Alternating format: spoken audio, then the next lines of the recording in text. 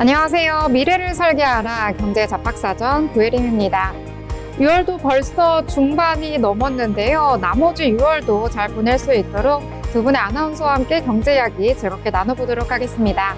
오늘은 신예지 변수연 아나운서와 함께합니다. 안녕하세요. 안녕하세요. 네, 그러면 지난주 뉴욕 증시부터 분위기 살펴보고 넘어가도록 하겠습니다.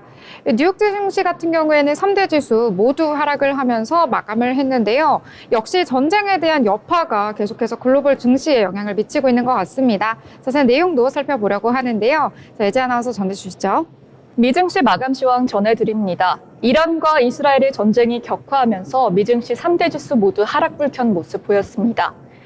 오늘 다우존스 산업지수 마이너스 1.79% 하락한 42,197.79에 나스닥 1.3% 내린 19,406.83에 S&P 500 1.13% 하락한 5,976.97에 장 마쳤습니다.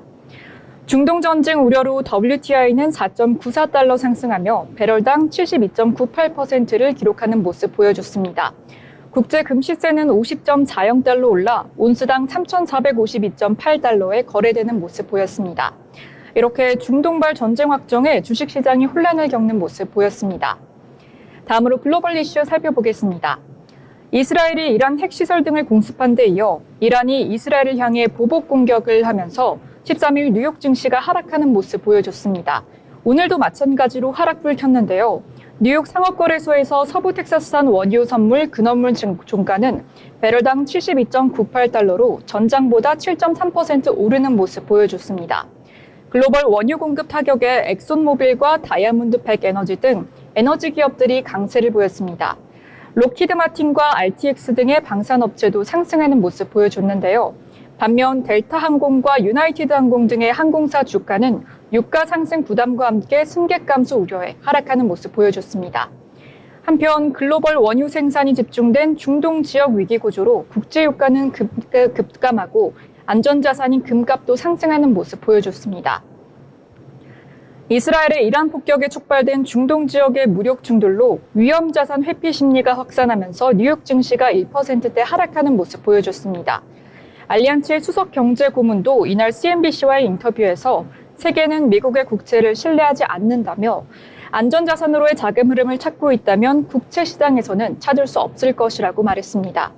만약 중동 갈등이 장기화해 원유 가격이 지속적으로 상승할 경우 미국 경제에 들이우는 스태그플레이션의 그늘은 더욱 짙어질 전망입니다. WSJ는 달러가 상승하는데 국채 수익률이 오르는 것은 투자자들이 이제 원유 가격 상승에 대응해 금리를 더 높게 유지할 것으로 예상된다는 신호라며 최근 인플레이션이 완만해지면서 시장은 연준이 9월부터 금리 인하를 시작할 가능성이 높다고 보고 있지만 이제는 확신하지 못하게 됐다고 말했습니다. 미국 최대 건강보험사 유나이티드 헬스그룹이 연초 이후 40%가량 급락한 가운데 국내 개인 투자자들은 공격적인 저가 매수에 나선 것으로 알려졌습니다.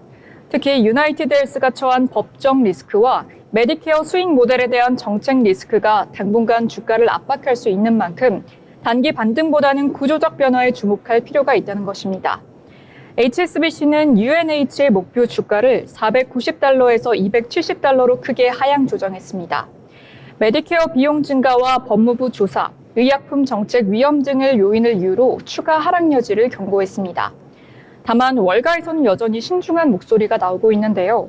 주가 급락 이후 반등 가능성은 있지만 사기 혐의에 따른 규제 리스크와 실적 둔화 가능성을 감안할 필요가 있다는 지적입니다. 이번 주 외환 시장의 큰 이벤트인 6월 미국 연방공개시장위원회 회의가 있겠으나 금리 인하를 기대하긴 어려울 것으로 전망됩니다. 상상인증권 애널리스트에 따르면 국내 금융시장 역시 환율 급등으로 이어질 수밖에 없다며 한국은 분단국가라는 지정학적인 특성상 중동이나 러시아, 우크라이나 전쟁 등 직접적인 연관성이 낮은 분쟁에도 환율이 급등하는 모습을 보여왔다고 진단했습니다. 네, 이렇게 글로벌 헤드라인 살펴봤는데요. 다음으로 히트맵 열어서 종목별 이슈 살펴보겠습니다. 오늘은 지수들이 하락한 만큼 테마별 종목들도 모두 빨간불 켜내면서 하락폭 키웠습니다. 특히 반도체단과 금융단의 낙폭이 가장 컸습니다. 오라클은 호실적 발표로 큰 폭으로 상승한 모습 보여줬습니다. 그럼 이어서 자세한 M7 개별 종목별 소식 살펴보겠습니다. 아마존이 호주에 위치한 데이터 센터 인프라를 개발하기 위해 2029년까지 200억 호주 달러, 한화 약 17조 7,500억 원을 투자하기로 했습니다. 앨버니지 총리는 G7 정상회의 참석을 위해 캐나다로 가는 도중에 시애틀에 방문해 맷 가먼, 아마존 웹서비스 최고 경영자와 만난 바 있습니다. 월마트와 아마존이 자체 스테이블 코인 발행을 검토할 예정입니다. 유통 대기업들이 이를 도입할 경우 기존의 카드사는 타격을 받게 됩니다. 경쟁이 심화될 경우 비자와 마스터카드의 수익성도 타격을 입을 수 있는데요. 실제로 두 카드사의 주가는 최근 5%가량 하락하는 모습 보여줬습니다. 다음 소식, 애플 소식입니다. 앞으로는 티머니에서 애플페이가 가능해질 전망입니다. 오늘 티머니는 홈페이지에 관련 광고를 게재했습니다. 또한 아이폰이 5월 중국 판매 1위를 기록하며 호실적을 발표했습니다. 다음 엔비디아 소식입니다. 네이버가 엔비디아와 손잡고 모로코의 AI 데이터 센터를 구축할 예정입니다. 이 사업은 유럽과 중동, 아프리카를 아우르는 지역 전역에 소버린 AI 컴퓨팅 서비스를 제공하는 것을 목표로 오는 4분기 1단계 사업을 시작합니다. 네이버는 이번 사업은 유럽에서 불과 15km 떨어져 있으며 다중 해저 광 케이블로 직접 연결된 모로코의 지리적인 이점을 최대한 활용할 것이라고 말했는데요. 유럽 시장이 보다 비용 효율적이고 안정적인 AI 인프라를 제공하는 것을 목표로 하고 있다고 설명했습니다. 또한 독일 통신 대기업 도이치텔레콤이 엔비디아와 손잡고 유럽 최초의 산업 전용 인공지능 클라우드 인프라를 구축할 예정입니다. 내년까지 독일 내에 유럽 제조업체 전용 AI 클라우드 서비스를 상용화할 계획입니다. 네, 이렇게 매그니피센트 7 종목별 이슈 살펴봤는데요. 전반적으로 오늘장 모두 하락하는 흐름 속에서 M7 중 테슬라만 유일하게 상승불 켜낸 모습 보였습니다. 지난 금요일 미국 정부가 자율주행차에 대한 규제를 대폭 완화하기로 하면서 테슬라의 로보택시 산업이 다시 주목을 받게 된 건데요. 아무래도 이스라엘이 이란에 미사일 공격을 하고 이란도 이스라엘의 미사일 수백 기를 발사해 보복에 나서면서 투심이 흔들리는 모습 보였습니다. 이에 트럼프 대통령이 물가 상승 둔화의 주된 배경으로 꼽았던 저유가가 끝나면서 미국 경제도 타격을 입을 것이란 우려가 커졌습니다. 월가 공포지수인 시카고 옵션 거래소 변동성 지수도 중동 지역 전쟁 우려에 심리적 저항선인 20선이 순식간에 뚫렸습니다. 앞으로의 국제정세 추이에 주목하셔야겠는데요. 이상 미증시 마감 시황 전해드렸습니다. 네, 이번 주는 또 여러 가지 국제적인 이슈에 주목을 해보셔야 할 것 같습니다. 자, 일단 전쟁도 그렇고요. 또 이번 주에 G7 정상회의와 더불어서 FOMC까지 주목해야 할 이벤트들 굉장히 많은데요. 이에 따라서 주가에도 큰 영향을 미칠 것으로 보이니까요. 함께 확인하시면서 투자에 참고해 보시면 좋을 것 같습니다. 자, 그럼 이번에 저희 기업에 대해서 알아볼 시간인데요. 자, 수연 아나운서, 이번에 또 어떤 기업일까요?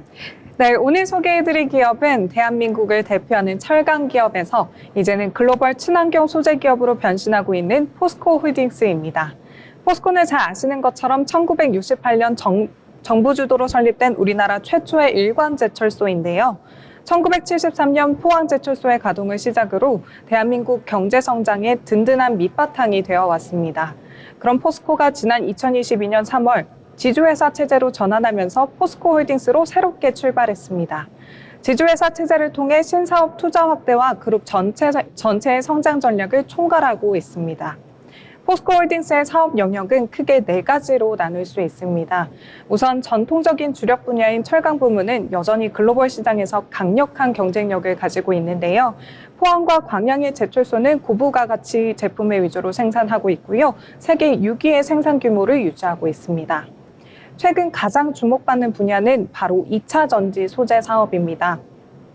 포스코 퓨처엠을 통해 양극 소재 생산을 중심으로 글로벌 배터리 기업들과 협력을 확대하고 있는데요.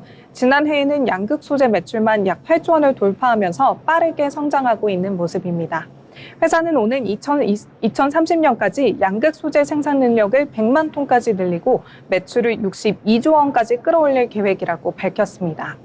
이와 함께 포스코홀딩스는 친환경 에너지 사업에도 적극적으로 뛰어드는 모습이었습니다. 수소와 LNG 등 청정 에너지로의 전환을 통해서 탄소 중립 목표를 구체화하고 있는데요. 특히 현대차와의 전략적인 제휴를 통해 수소 기반의 철강 생산 기술과 2차 전지 소재 협력을 강화하고 있습니다. 네, 해외 사업도 빼놓을 수 없는데요. 특히 아르헨티나 리튬 생산 공장은 본격적인 가동을 앞두고 있어서 글로벌 전기차 배터리 시장에서의 영향력을 확대할 것으로 기대됩니다. 또한 인도와 동남아 시장에서도 철강 및 소재 사업을 공격적으로 확대하고 있습니다. 올해 1분기 실적을 간단하게 살펴보면요. 매출액은 17조 4,370억 원을 기록하면서 견조한 흐름을 이어갔고요. 영업이익은 5,680억 원으로 기록됐습니다. 전분기 대비 매출은 2.1% 소폭 감소했으나 영업이익은 전분기 대비 4,730억 증가해 실적이 개선된 모습이었습니다. 재무구조 또한 안정적인 모습으로 부채 비율은 60%대 유지하고 있습니다. 또 주당 2,500원의 배당과 자사주 소각을 통해 주주가치 제고에도 힘쓰고 있는 모습입니다. 물론 리스크 요인도 존재합니다. 글로벌 철강 수요의 둔화와 원자재 가격 상승, 그리고 2차 전지 소재 부분의 경쟁 심화와 비용 증가가 회사의 수익성에 부담을 줄 수 있는 가능성이 있습니다. 이 부분을 얼마나 잘 관리하느냐가 앞으로 중요한 과제가 되겠습니다. 또한 포스코홀딩스는 디지털 전환에도 적극적입니다. 인공지능과 빅데이터를 활용한 스마트 공장을 구축을 통해 생산성과 품질 향상을 추진하고 있고요. 다양한 디지털 플랫폼을 개발하면서 글로벌 시장에서의 경쟁력을 더욱더 강화하고 있습니다. 포스코홀딩스는 사회적인 책임 이행에도 앞장서는 모습인데요. 환경보호와 지역사회 공헌 활동을 활발하게 전개하면서 ESG 경영을 실천하고 있습니다. 지속가능한 발전을 위해 다양한 이해관계자와 적극적으로 소통하면서 글로벌 ESG 리더십을 강화해 나가고 있습니다. 정리해보자면 포스코홀딩스는 철강이라는 안정적인 기반 위에 2차 전지 소재와 친환경 에너지로 미래를 향해 빠르게 전환하고 있습니다. 앞으로 글로벌 소재 시장과 에너지 시장의 판도를 어떻게 바꿔갈지 기대되는 기업입니다. 오늘 제가 준비한 기업 정보는 여기까지입니다. 다음에도 더욱더 유익한 정보로 찾아뵙겠습니다. 네, 오늘 포스코홀딩스에 대해서 함께 알아봤습니다. 자, 일단 철강 회사로도 유명하고 2차 전지 쪽으로도 여러 사업을 영위하려고 노력을 하고 있기 때문에 관심 가지신 분들 많으실 텐데요. 하지만 올해 들어서는 2차 전지 섹터가 좋지 않은 흐름 보이고 있기 때문에 보유하고 계신 분들이라면 조금은 걱정이 될 것 같습니다. 앞으로도 주가는 어떻게 흘러갈지 새롭게 영위하는 사업들 어떤 것들이 있는지 함께 알아보시면 좋을 것 같습니다. 자, 그럼 이번에는 저희 뉴스에서 경제 내용들 살펴보려고 하는데요. 오늘은 또 어떤 이슈들 준비하셨을까요? 네, 오늘 신문에서 발췌된 기사를 전해드리는 뉴스 브리핑 시간입니다. 우선 호르무즈 해협 관련 헤드라인입니다. 이스라엘과 이란의 사흘째 이어진 무력 충돌로 중동 지역의 긴장이 고조되며 글로벌 금융시장이 요동치고 있습니다. 시장에서는 이란이 보복 조치로 호르무즈 해협을 겨냥할 가능성에 대한 우려가 커지고 있습니다. 이란 국영방송에 따르면 에스마일 코살이 이란 국회의원들의 말을 인용해 이란이 호르무즈 해협 봉쇄를 심각하게 고려하고 있다고 전했습니다. 호르무즈 해협은 인도양과 페르시아만을 잇는 유일한 해상 통로입니다. 매일 2천만 배럴의 석유 및 석유 제품, 액화, 천연가스의 20%가 이동하는 곳으로도 알려져 있는데요. 그러나 시장 전략가들은 호르무즈 해협이 폐쇄될 경우 세계 에너지 공급에 중대한 차질이 발생할 수 있고 이는 지속적이고 가파른 유가 상승을 유발해 전 세계 소비자와 기업에 부담을 주는 인플레이션 압력을 더욱 심화시킬 수 있다고 경고했습니다. 다만 이란이 호르무즈 해협을 폐쇄하지 않더라도 해운 전문가들은 선주들이 취하는 안전 조치들이 결과적으로 해협을 사실상 느리게 하거나 봉쇄하는 효과를 낼 것이라고 우려하고 있습니다. 다음 소식 이스라엘 관련 소식입니다. 이스라엘이 이란 각지의 공습을 이어가면서 국제 유가와 증시 변동성이 갈수록 커지고 있습니다.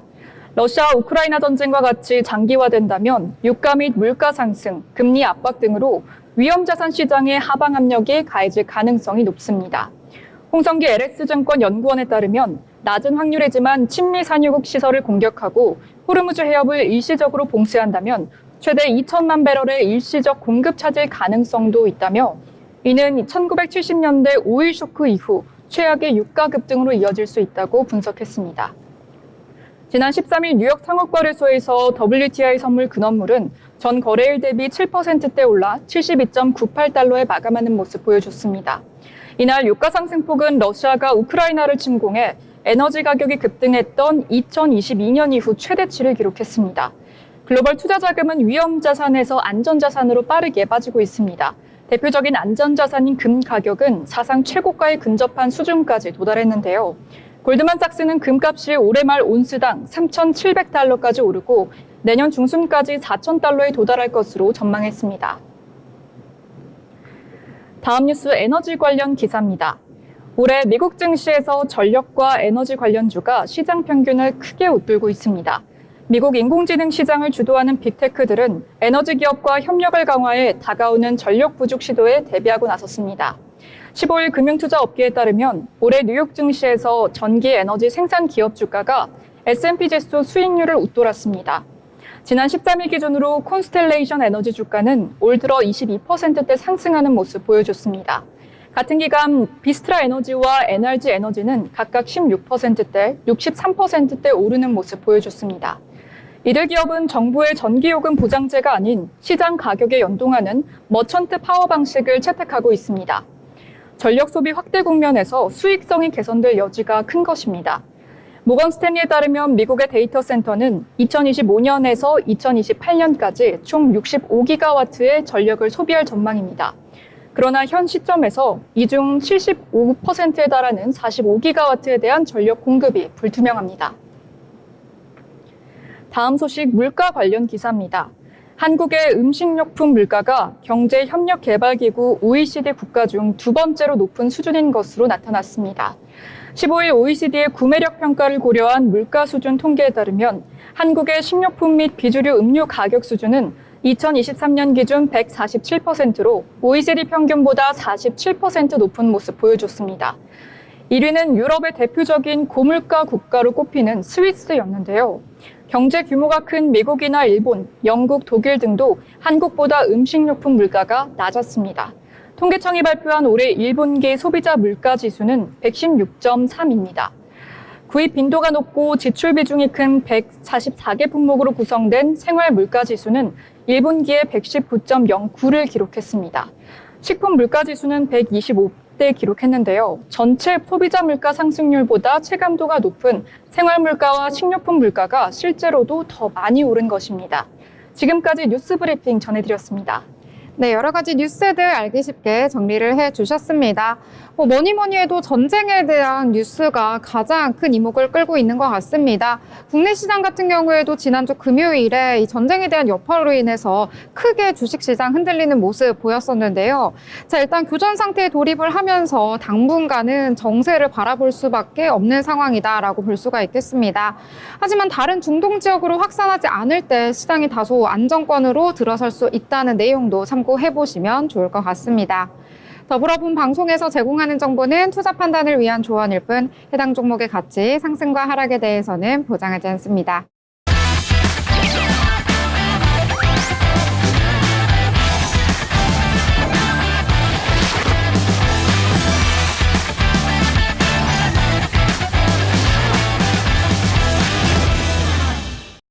네, 이번 시간은 돈을 잘 벌고 싶은 고수가 되고 싶은 아나운서들이 모여서 경제 이야기, 주식 이야기 함께 나눠보도록 하겠습니다. 자, 먼저 월요일 시장 한번 살펴보고 넘어가려고 하는데요. 이 코스피와 코스닥 연일 좋은 분위기 계속해서 이어가고 있습니다.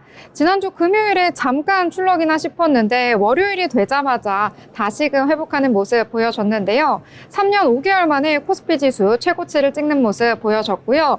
이제 코스피 3,000 정말 코앞으로 다가왔다라고 보실 수가 있겠습니다. 자세한 지수도 함께 살펴보도록 하겠습니다. 자, 먼저 코스피 지수 같은 경우에는 전거래일 대비 1.8% 상승하면서 마감을 했는데요. 2,946선에서 마감하면서 3,000포인트 코앞으로 다가왔다라고 보실 수가 있겠습니다. 이 장 초반에 파란불로 잠깐 이동하나 싶었는데요. 곧바로 상승 전환한 이후에 계속해서 상승세 이어가는 모습 확인을 할 수가 있겠습니다. 고점에서 마감을 했다라고 볼 수가 있겠고요. 오늘 같은 경우에는 코스피 시장에서 외국인들의 자금 이탈 8거래일 만에 나타났습니다. 3천억 원 넘게 장중 내내 매도 우위를 보였다라고 볼 수가 있겠고, 기관 같은 경우에는 오늘까지도 여전히 매수 우위 보였다라고 볼 수 있겠고요. 기관 중에서도 금융투자 중심으로 매수 우위가 강하게 들어왔다라고 정리를 해볼 수 있을 것 같습니다. 자, 코스닥 같은 경우에는 장 초반에 파란불 보이면서 오늘 조금 약세 보이나라는 생각이 드는 시장이었는데, 역시나 오후장 들어가면서 계속해서 탄력을 키워나가는 모습 나타나줬고요. 역시 고점 라인에서 마감을 했습니다. 전거래일 대비 1.09% 상승하면서 777선에서 거래를 마쳤는데요. 코스닥 같은 경우에는 외국인과 기관 동반 매수 포지션 나왔습니다. 외국인은 1,000억 원 넘게, 기관 같은 경우에는 400억 원 넘게 매수 우위를 보였다라고 볼 수가 있겠고요. 시가총액 상단에 위치한 종목들 확인을 해보시면은 일단 코스피 같은 경우에는 전체적으로 빨간색이 많이 보인 시장이었습니다. 유독 두드러졌던 건 오늘 SK 하이닉스였는데요. 삼성전자와 다르게 오늘 5%대 급등을 하면서 마감을 했다라고 보실 수가 있겠고요. 오늘 같은 경우에는 HD 현대중공업 4% 넘게 강한 상승 보였다라고 볼 수가 있겠습니다. 특히 두산 에너빌리티 같은 경우에는 무려 10% 넘는 상승 보여줬는데, 왜 이렇게 상승을 했는지 잠시 후에 자세하게 확인을 해보도록 하겠습니다. 이 코스닥 시장도 역시 빨간불이 더 많이 보인 시장이었는데요. 특히 코스닥 시장에서 시총 1위에 있는 알테오제 오늘도 5% 넘게 상승을 해줬고요. 이렇게 좋은 시장에서 오늘따라 역시 힘을 또 못 쓰는 게 바로 2차 전지인 것 같습니다. 에코프로비엔과 에코프로 모두 파란불 켜면서 마감을 했기 때문에 조금은 아쉬운 모습을 보인 2차 전지 테마다라고 볼 수가 있겠는데요. 자, 그러면 오늘 장에서 어떤 종목과 어떤 테마 강세 보였는지 그 이유와 함께 살펴보도록 하겠습니다. 자, 그럼 예지 아나운서 어떤 내용부터 살펴볼까요? 네, 오늘의 특징주입니다. 오늘의 특징주는 방산 섹터에서 강세 모습 보여줬는데요. 하나시스템입니다. 하나시스템이 이스라엘과 이란의 충동이 격화하면서 중동 긴장 구조에 주가가 활활 날아올랐습니다. 하나시스템은 주가가 급등하면서 시장의 주목을 받았는데요. 이는 미국과 이란의 핵 협상 과정에서 이스라엘이 이란을 선제 공격하면서 무력 충돌이 사흘째 이어지자 방산 관련주가 주목받고 있는 것으로 풀이됩니다. 지난 13일 CNN은 이스라엘 카츠 이스라엘 국방부 장관이 이날 성명을 통해 이스라엘에 대한 선제 공격을 감행하고 이스라엘에는 비상사태가 선포됐다고 밝힌 사실을 보도했습니다. 이후 이란도 이스라엘의 주요 도시를 향해 미사일을 쏘며 보복에 나섰습니다. 공습 대상은 핵시설과 군사기지를 넘어 에너지 기반 시설까지 확대되고 있습니다. 이스라엘의 드론 공격으로 이란 남부 최대 가스전인 사우스파르스 14광구의 천연가스 정제 공장이 폭발하면서 화재가 발생하는 모습도 보여줬습니다. 해당 소식에 관련주인 하나시스템으로 투자자들의 이목이 쏠렸습니다. 하나시스템은 K2 전차, K9 자주포, K21 장갑차 등 기존 주력 전차 및 자주포의 화력, 지휘 통제 핵심 시스템을 독자 개발하고 30년 이상 공급해오고 있는 기업입니다. 또한 다중 다목적 레이더와 열 영상, TGP 등 고성능 센서를 자체 개발하고 정밀 타격 지휘, 감시 통신이 결합된 통합 중앙 제어 플랫폼을 구현하는 등 인공지능 시대에 맞는 전장 네트워크를 구축하면서 글로벌 경쟁력을 강화하고 있는 기업이기도 합니다. 이스라엘과 이란의 전쟁 발발로 인한 방산 부품 수요 증가 및 매출 확대가 기대됩니다. 하나시스템은 2000년 삼성 톰슨 CSF로 설립되어 2015년 한화그룹에 편입했습니다.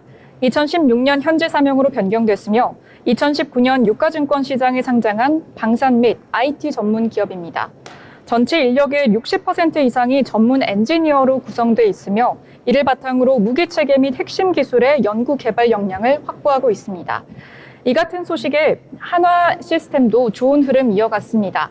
시가는 54,900원으로 0.18% 빠지며 출발했는데요. 고가는 65,000원으로 18.18% 상승하는 모습 보여줬습니다. 종가는 63,800원으로 16% 상승분 챙겨가며 마무리했습니다. 네, 일단 하나시스템도 오늘 장에서 좋은 모습 보여줬는데 하나까지도 오늘 장에서 좋은 모습 보여줬습니다. 오늘 하나 같은 경우에도 장중에 신고가 경신하는 모습 보였고요. 이 외에도 중동 전쟁으로 인해서 방산주 또 정유주까지 일제 강한 상승 보여줬다는 점 참고해보시면 좋을 것 같습니다.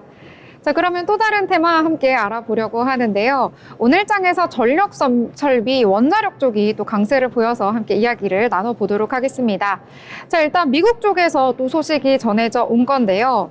자, 일단 미국의 AI 시장을 주도하고 있는 빅테크 기업들 같은 경우에는 에너지 기업들과 협력을 해서 데이터 센터를 대비하기 위해서 여러 가지 전력 부족 시대에 대비하기 위한 노력을 계속해서 하고 있습니다.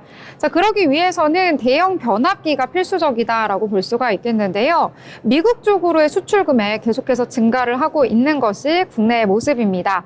자, 일단 이달 들어서 1일부터 10일까지요. 2,707만 달러, 약 한화로 370억 원 정도 같은 기간에 작년과 비교했을 때 540% 급증을 했다라고 알려진 건데요. 정리를 해보자면 작년과 비교해서 올해 들어서 미국 쪽으로 대형 변압기가 더욱더 활발하게 수출이 되고 있다라고 보실 수가 있겠습니다. 자, 4월과 비교해서도요, 109%, 5월과 비교해서도 297% 등 크게 지금 수출이 확대되고 있는 추세다라고 볼 수가 있겠는데요. 자, 왜 이렇게 수출이 계속해서 증가를 하나 살펴봤더니요. 일단 현지에서는 이 데이터 센터의 건설이 붐이다라고 전해졌고요. 또 노후 전략망 인프라를 대체하기 위한 수요가 계속해서 늘어나고 있다라고 전해졌습니다. 자, 일단 K 변압기 같은 경우에는 미국 쪽에서 굉장히 인기라고 하는데요. 그렇기 때문에 미국 쪽의 수출이 굉장히 활발하다라고 볼 수가 있겠습니다. 자, 일단 미국의 대형 변압기 수요 자세하게 수치를 살펴보자면은요. 올해는 1,400기라고 예상이 되는데 2028년이 되면 1,800기 수준으로 불어날 전망이다라고 볼 수가 있겠고요. 여러 가지 데이터 건설 붐 때문뿐만 아니라 여러 가지로 현지에서의 생산 능력 커질 것이다라고 전망을 하고 있기 때문입니다. 자, 일단 노후한 전력 인프라 어느 정도 규모인가 살펴봤더니요. 올해는 271기인데요. 2028년에는 464기까지 늘어날 것으로 예정이 되고 있습니다.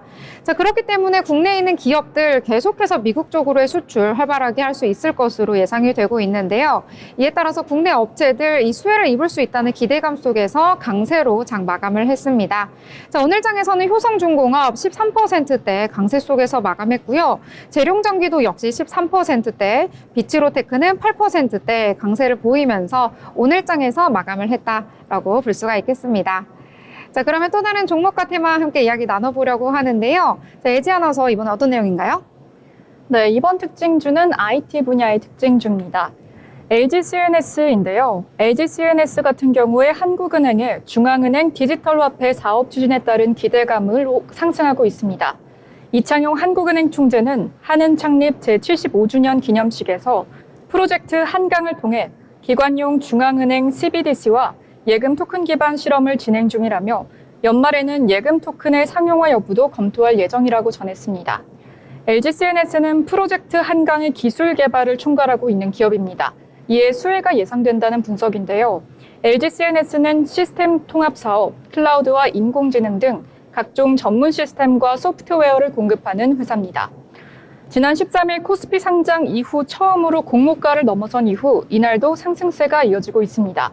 LG CNS 주가는 상장 이후 공모가인 61,900원을 하회하면서 지지부진한 흐름을 이어오다가 상승폭을 키우고 있는데요. 아울러 새 정부가 민관 합동 100조 원 투자하는 국가 GPU, 그래픽 처리 장치 클러스터를 구축할 계획입니다. 이에 따라 모두의 AI 프로젝트 등을 추진하면서 수혜 기대감이 더 커지고 있습니다. 이 같은 소식에 LG CNS 좋은 흐름 가져가고 있는데요. 시가 64,500원으로 0.94% 상승하며 출발했습니다. 오늘 고가는 14%대 상승하며 72,900원 찍는 모습 보여줬고요. 종가도 71,100원으로 11.27%로 상승폭 가져가며 마감했습니다. 네, LG CNS 오늘 장대 양봉 그리면서 마감을 했습니다. 최근 들어서 흐름이 굉장히 좋은데요. 일단 3거래일 연속해서 상승하는 모습 보여주면서 오늘도 52주 신고가 경신하기도 했고요. 외국인들의 자금이 계속해서 유입이 되고 있습니다. 5거래일 연속해서 외국인들이 순매수 행진을 보이고 있다는 점도 참고해 보시면 좋을 것 같네요. 자, 그러면 또 다른 테마 함께 살펴보도록 하겠습니다. 자, 이번에는 아까 오늘장 마감을 해드리면서 두산 에너빌리티 오늘장에서 굉장히 강세다라고 말씀을 드렸는데요. 그 이유를 함께 살펴보도록 하겠습니다. 자, 일단 오늘 장에서 굉장히 급등을 하면서 오지비주 신고가를 경신하기도 했습니다. 59,700원의 종가를 형성을 했는데요. 자, 이재명 대통령 오늘 16일부터 이틀 동안 캐나다에서 열리는 G7 정상회의에 참여를 할 예정이다라는 소식 말씀을 드렸습니다. 자, 일단 글로벌 에너지 공급망 안정 그리고 AI 시대에 대해서 발언을 할 예정이다라고 알려졌는데요. 자, 일단 실용주의 외교를 표방하고 있는 이재명 정부입니다. 이 유럽 원전 시장에 대한 진출 그리고 기회를 만들 수 있다라는 기대감 여러 가지로 정말 호재로 작용한 것으로 풀이가 되고 있는데요. 이 와중에 두산 에너빌리티 같은 경우에는 이 최근에 트럼프 대통령이 원자력 발전 안전 관련 규제를 완화하는 내용을 담은 4개의 행정명령에 서명을 했다는 소식 전에 들으셨을 건데요. 자, 여기에서 글로벌 원전 확대에 대한 기대감에 대해서 수혜를 받을 수 있다라는 소식 속에서 강세를 보였었습니다. 자, 이번에는 한국의 체코 원전 소식도 같이 호재로 작용한 것으로 풀이가 되고 있는데요. 자, 일단 한수원을 중심으로 해서 팀 코리아 결성이 되어 있는데요. 두산 에너빌리티도 이 팀 코리아의 일원이다라고 보시면 되겠습니다. 자, 체코 두코바니에 이 5호와 6호기의 신규 원전 사업 본 계약을 체결을 했는데요. 이 계약 같은 경우에는 굉장히 사이즈가 큰 계약이다라고 보실 수가 있겠습니다. 총 사업비 규모가 26조 원에 달하는 대형 계약인데요. 이 두산 에너빌리티는 공급과 시공을 담당하는 사업자로 참여를 하고 있기 때문에 이 사업에 굉장한 수혜를 받을 것으로 예상이 되고 있습니다. 최근 들어서 흐름이 좋은데 9거래일째 연속해서 상승을 하고 있는 모습 보여주고 있는데요. 주가 같은 경우에는 올해 들어서 지난주 금요일까지 무려 211%나 상승을 했습니다. 정말 한 4배 정도 상승을 했다라고 볼 수가 있겠는데요. 자, 일단 원전 수주에 대한 모멘텀 이어지면서 주가에도 연일 호재를 나타내고 있는 것 같습니다. 원전 쪽 오늘 장에서도 강했지만 앞으로도 굉장히 유망한 업종으로 살펴지고 있으니까요. 함께 투자하시면서 살펴보시면 좋을 것 같습니다. 자, 그러면 또 다른 테마와 이야기 함께 나눠보려고 합니다. 자, 이번엔 어떤 내용일까요? 네, 이번에는 모두가 다 아시는 기업 커뮤니케이션 섹터의 특징주를 들고 와봤습니다. 바로 네이버인데요. 네이버가 어제인 15일 대통령실 초대로 AI 미래기획수석에 하정우 네이버 클라우드 AI 혁신센터장이 임명됐다는 소식에 강세를 보이고 있습니다. 인공지능 관련 정책 주도에 대한 기대감이 반영된 것으로 풀이가 되는데요. 16일 오전 네이버는 전 거래일보다 20만 3천 원에 오른 것으로 거래가 됐습니다. 개장 직후 한때 21만 원까지 오르며 장중 고점을 경신하기도 했습니다. 네이버의 대표 거대 언어 모델 하이버 클로바 X를 개발, 운영한 실무용 AI 전문가인 하수석은 네이버 클라우드 AI 혁신센터장과 네이버 퓨처 AI 센터장을 겸임해왔습니다. 서울대 컴퓨터공학부에서 학석 박사 학위를 모두 마친 이력도 가지고 있는데요. 대통령실은 전날 하수석의 AI 미래기획수석 임명을 공식 발표했습니다. 대통령 비서실장은 하수석은 소버린을 앞장서 제안해온 전문가로 기업과 국가가 AI 성과를 공유하는 선순환 전략을 주도해왔다고 설명했습니다. AI 미래기획수석은 새 정부 들어 신설된 정책입니다. 이재명 대통령이 AI 3대 강국 도약을 실현하는 정책 컨트롤 타워 역할을 맡게 되는데요. 이 대통령은 현장을 가장 잘하는 민간 전문가에게 권한과 책임을 맡겨 국가 AI 경쟁력을 빠르게 끌어올릴 것이라고 밝혔습니다. 정책 기대감에 힘입어서 네이버 주가는 급등하는 모습 보였는데요. 오늘 네이버 8.15% 시가 상승한 모습 보이면서 고가도 8.15% 21만 5천 원에 찍는 모습 보였습니다. 종가는 4.88% 상승한 20만 8,500원에 마감하는 모습 보였고요. 어제자로 정책이 발표되면서 거래량도 늘어난 모습 보여줬습니다. 네, 이렇게 네이버 오늘장에서 강세 보이면서 마감을 했는데요. 이 네이버뿐만 아니라 함께 연동되어서 강세 보인 기업도 있습니다. 오브젠이라든지 크라우드윅스 같은 경우에도 오늘장에서의 소식 덕분에 같이 상승을 했다라고 보실 수가 있습니다. 함께 종목 살펴보시면 좋을 것 같습니다. 자, 그러면 이번에는 저희 인물에 대해서도 함께 살펴볼 시간인데요. 오늘은 또 어떤 인물 준비하셨나요?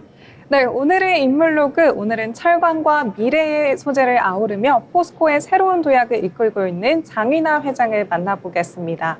장윤아 회장은 1955년 서울에서 태어나 경기고등학교를 졸업했고요. 서울대 조선해양공학과 그리고 MIT 박사까지 마친 정통공학자입니다.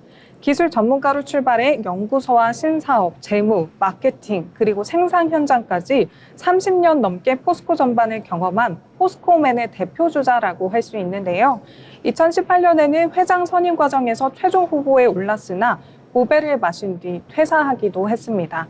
하지만 2024년 포스코홀딩스 대표이사 회장으로 복귀한 후에는 철강 사업의 초격차 경쟁력 회복과 함께 2차 전지 핵심 소재인 수산화 리튬의 국산화와 공급망 안정화에도 동시에 추진하고 있습니다. 장인화 회장은 1988년 포항산업과학연구원의 책임연구원으로 포스코에 입사했는데요. 이후 기술투자본부장 그리고 철강생산본부장 등을 거쳐서 2018년 대표이사 사장에 올랐고요. 2024년에는 회장으로 복귀하면서 퇴사 후 복귀한 내부 출신 첫 오비 회장이라는 타이틀을 얻었습니다.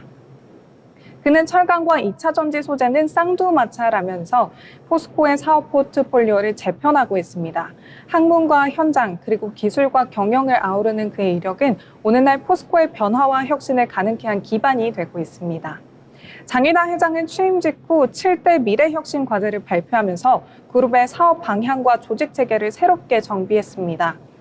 의사결정 속도를 높이기 위한 본부제를 도입하고 책임 경영을 강화하는 등 그리고 여성 임원 확대와 같은 쇄신책을 통해서 유연하고 신뢰받는 조직으로 탈바꿈시키고 있기도 한데요.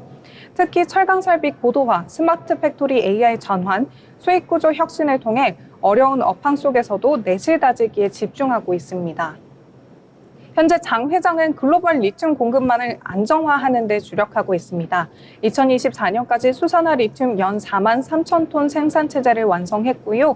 SK온과 장기 계약을 체결하는 등 공급 안정 기반도 마련하기도 했습니다.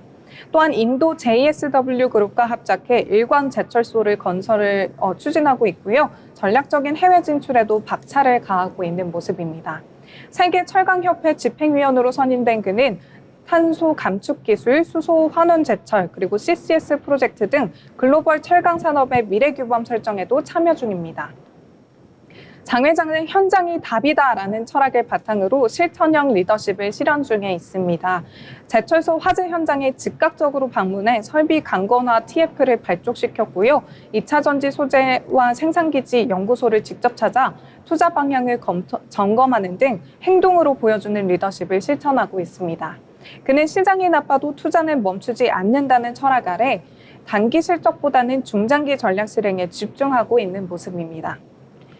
기본을 지키며 미래를 연다. 장인하 회장의 철학은 단순한 경영 구호를 넘어서 철강이라는 전통 산업에 기술과 비전을 더해온 지난 30년간의 축적을 보여주고 있습니다. 그는 포스코의 저력은 현장에 있다고 말하면서 직원과 함께 걷는 신뢰 중심의 경영을 실천하고 있는데요. 위기 속에서도 흔들리지 않는 리더, 현장을 누구보다 잘 아는 전문가, 그리고 두 번의 도전 끝에 회장직에 올라 더욱 단단해진 장인하 회장. 앞으로 그의 리더십이 포스코의 어떤 초인류 기업으로 이끌지 계속해서 주목해 봐야겠습니다. 지금까지 포스코홀딩의 장인하 회장이었습니다. 네, 오늘 연속적으로 포스코 홀딩스에 대해서 함께 알아봤습니다. 더 깊이 있게 알아본 시간이었던 것 같습니다. 자, 그럼 이번에 리포트에 대해서 함께 살펴볼 시간인데요. 오늘 내용 정리를 해주실까요? 네, 복잡한 리포트를 알기 쉽게 풀어드리는 투자 리포트 시간입니다. 오늘은 이란과 이스라엘 관련한 전쟁 관련해서 리포트 3개를 함께 묶어서 가져와 봤습니다. 먼저 정유와 화학 관련해서 하나증권의 윤재성 애널리스트가 작성한 이스라엘-이란 전쟁과 정유화학이라는 제목의 리포트입니다. 전쟁이 터지며 원유와 에너지주가 급등하고 있습니다.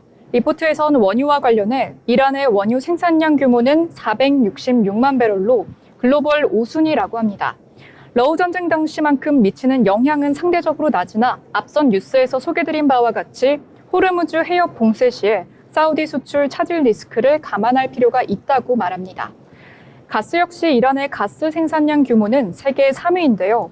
러우 전쟁과 대비했을 때 시장의 영향력은 상대적으로 낮을 것으로 평가가 됩니다. 하지만 가스 발전 수요가 급증한 만큼 가스 가격 강세 가능성이 열려 있다는 평가입니다. 특히 석유화학 공급 차질은 러우 전쟁 대비 클 것이라는 예측입니다. 다음 리포트는 신한투자증권의 이진명 연구원이 작성한 정유 관련 리포트입니다. 마찬가지로 국제유가는 지정학적 리스크 확대에 따른 공급 차질 우려로 8%대 급등 중입니다. 이에 S-오일의 주가 역시 유가 급등으로 5에서 6%대 강한 상승세 보이고 있습니다.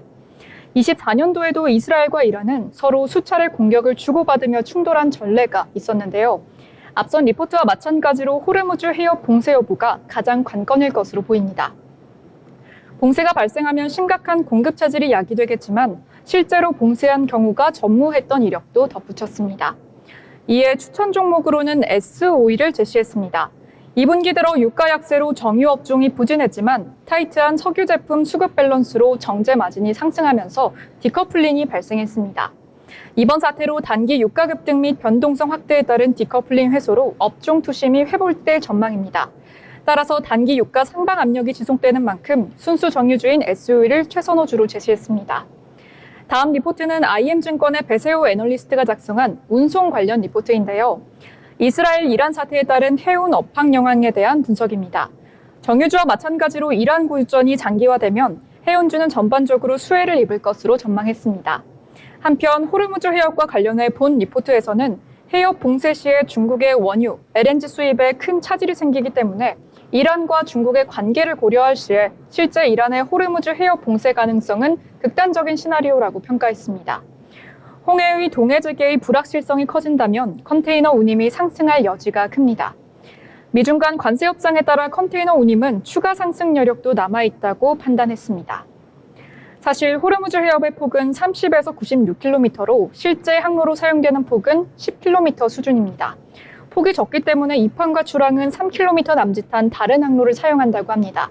중간에는 3km의 완충지대가 있는데 북쪽의 입항 항로는 이란, 남쪽의 출입 항로는 오만 영해에 속해 있습니다.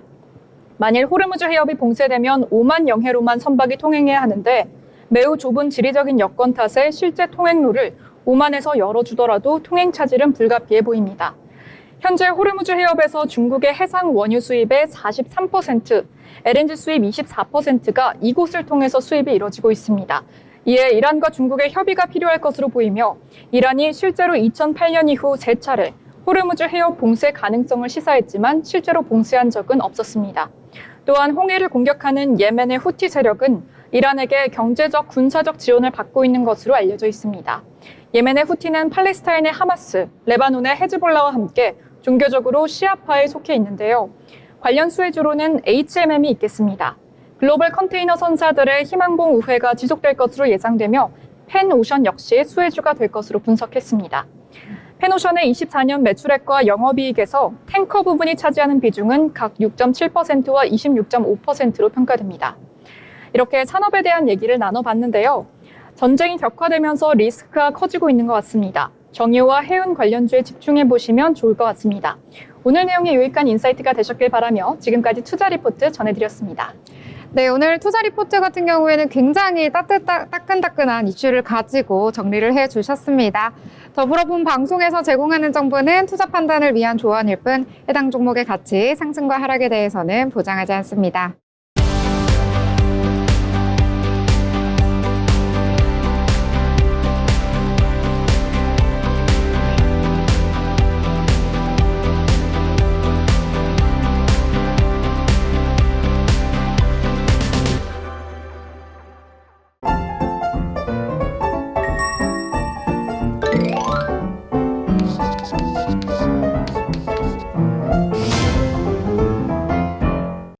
네, 오늘 장에 대해서 다양한 이야기들 함께 나눠봤습니다. 장이 너무 좋다 보니까요, 여러 가지 종목들이 줄줄이 신고가 경신을 했습니다. 오늘 방산주도 그렇고, 정유주도 그렇고요. 여러 가지 시총 상위에 있는 종목들도 오늘 좋은 모습 보여줬는데요. SK 하이닉스 역시도 사상 최고가를 경신을 했고요. 삼양식품도 그렇습니다. 정말 연이어 모든 종목들이 오르고 있다라고 보실 수가 있겠는데요. 자, 그러면 기분 좋게 오늘 장에 대해서도 한번 정리를 해보도록 하겠습니다. 자, 그럼 수연 아나운서, 오늘 정말 기업과 인물까지 쭉 연속성 있게 소개를 해주셨는데 정리는 어떻게 해볼까요? 오늘 장 정리 저는 3,000픽 머지 않았다. 고지가 코앞에 있다. 이렇게 좀 설명을 해볼 것 같습니다. 아까 말씀하셨다시피 코스피가 하루 만에 반등해서 3년 5개월 만에 2,940대를 찍었다고 하셨잖아요. 네, 그것처럼 2,940대에서 3,000으로 넘어가는 거 60포인트밖에 안 남았거든요. 그래서 이거 힘을 조금 더 내서 올랐으면 하는 마음에서 그렇게 표현을 해봤고요. 또 개인과 기관의 사자세가 계속해서 이어졌으면 하는 바람입니다. 네, 정말 삼천 코스피 정말 코앞에 왔다라고 볼 수가 있겠습니다. 내일장 또 어떻게 될지 너무나도 기대가 되는데요. 내일장 또 끝난 후에 저희가 방송에서 정리를 해드리도록 하겠습니다. 자, 그럼 예지 아나운서 이번엔 또 어떻게 좀 요약을 해볼까요? 네, 제가 오늘 가져온 소식이 대부분 전쟁 관련 소식인 것 같은데요. 전쟁 여파로 혼란스러운 전국이지만 에너지와 방산 관련주로 주가는 쭉쭉 오르고 있습니다. 리포트에서 가져온 HBM과 S-OIL도 집중해 주시면 좋겠네요. 네, 이렇게 전쟁 아무래도 우리 시장에서 계속해서 이야기 나올 수밖에 없는 것 같습니다. 하지만 중동 전쟁에 대해서도 우리 시장은 견조하게 버티는 모습 나타나줬는데요. 아직까지는 큰 리스크가 우리 시장까지는 여파를 미치지 못하고 있다는 점 좋은 점이다라고 볼 수가 있겠습니다. 자, 저는 오늘 장 3,000피 정말 코앞이다. 근데 내 종목은 왜? 이렇게 정리를 해보도록 하겠습니다.